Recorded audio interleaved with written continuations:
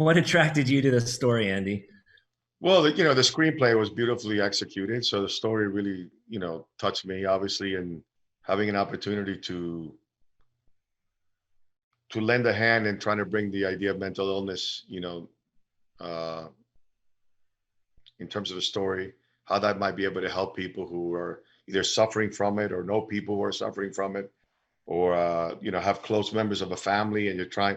There's a lot of things to learn from this movie, and it's told in a sort of in a way that's maybe a little bit more palatable to sit through, with the nature of the inventiveness of bringing these characters to life and how they speak to him, and there's I guess a youthful quality to that, to the style of the film, that perhaps gives it a wider reach for people to embrace. Uh, and then the character that they asked me to play really touched me. I felt, a kinship to him, and felt as though there was an opportunity to show the clergy in sort of a modern way, sort of like a hipper type of priest, that they exist, but sometimes they're not portrayed that way so much in films. Right. And he's the kind of priest that might, if nobody's around and he's in the confessional, he might light up and smoke a joint, that kind of thing. So that's sort of conceptually what I was thinking. Sure. Obviously it doesn't happen in the movie, but that's kind of like it struck me.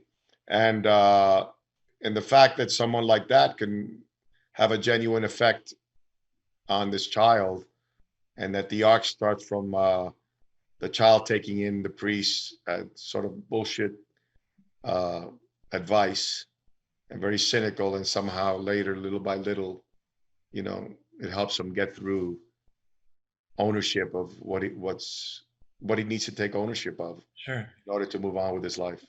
Now, you were raised Catholic, and you briefly mentioned how you've kind of modernized this priest. Did you have to do any research or any refresher course, so to speak, in Catholicism, No, and to find your character? no, not at all. The clarity of the character was pretty, was latched on to that idea. And then, of course, you have to, find yourself inside of the character. You have to make that connection, that sense of truth. You have to live truthfully within this imaginary circumstance. So you have to accept yourself as this person, and find those parallels that are close to who you are. Well, you obviously give this wonderful human performance playing a man of God, but one with a great sense of self and sense of humor. Did you have any role models like that growing up? Not in the clergy, but Hmm. certainly in life. My father, a lot of members of that generation that I knew were friends of my father, my brother, friends that you take, we're like, we in life, even before one is an actor, we as children, if we're like magpies, we're constantly grabbing from people and behavior, and you go, hey, that's really cool. Hey, I went to see James Bond. Isn't Sean Connery cool? Yeah, I want to be like him. And you're always kind of doing that. And if you have the blessing of having a a father figure at home and a mother figure at home that you admire and you learn from, you're ahead of the game. A lot of Sure. kids don't have that, and that becomes, sometimes you have to search for it, maybe in a grandfather or a grandmother, or sometimes an outside source from the family, which might not be the best influence. And you Right. can get derailed very easily as a young man or a young girl, because you're associating with the wrong influences. So uh, I guess the answer was yes. So, speaking of young influences and younger generations, what was it like working with Charlie and the younger cast? Well, I only work with Charlie. I didn't work with any other actor in the piece. Uh, really, I mean, we had that one big scene in the in the you know graduation, but most of my scenes are with Charlie, and Charlie's wonderful. He's a wonderfully sensitive, grounded actor. Great listener. He's very honest. He was very connected to what we were doing with each other.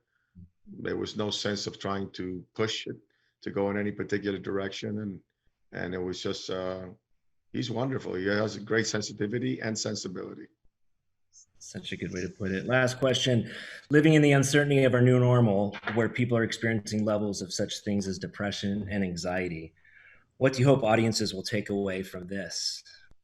You want your things that you do in life to have resonance, that's always been my barometer to, what I do. I hope that it has resonance. It doesn't have to be something deep. It could just be something frivolous and entertaining, and it has resonance for you because you've laughed and your spirits have been lifted. So I think in this case, it's the same thing. You want the subject matter and what you learn as you watch the movie to have resonance in your life. Whatever that resonance is, I just hope that it's a positive one. Sure. People can relate to it differently. It's not, you don't go in and say, this is my message and this is a thing. You present all the complications of these relationships and how people need to help understand each other, have more sort of humanity, understanding, and not be quick to judge people who have illnesses.